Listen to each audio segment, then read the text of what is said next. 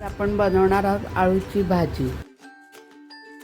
आळूच्या भाजीसाठी लागणारं साहित्य: आळू, चुका, तिखट, मीठ, चिंचेचं पाणी, शेंगदाणे आणि हरभऱ्याची डाळ भिजवून ठेवली आहे, डाळीचं पीठ आणि गूळ।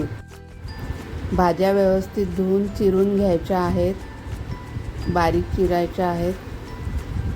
चिरून झाल्यानंतर कुकरमध्ये लावून परत त्याच्या शिट्ट्या करायच्या आहेत, 5-6 शिट्ट्या करायच्या आहेत। झालेल्या भाजीला रवीने व्यवस्थित घोटायचे आहे।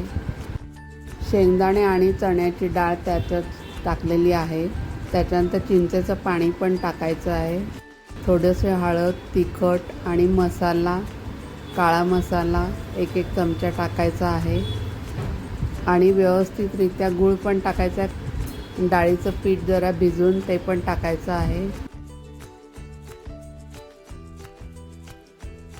उकळल्यानंतर त्यात परत थोडासा गूळ टाकायचा आहे, मीठ टाकायचं आहे आणि पूर्ण तयार झाल्यानंतर त्याच्यावर फोडणी टाकायची आहे।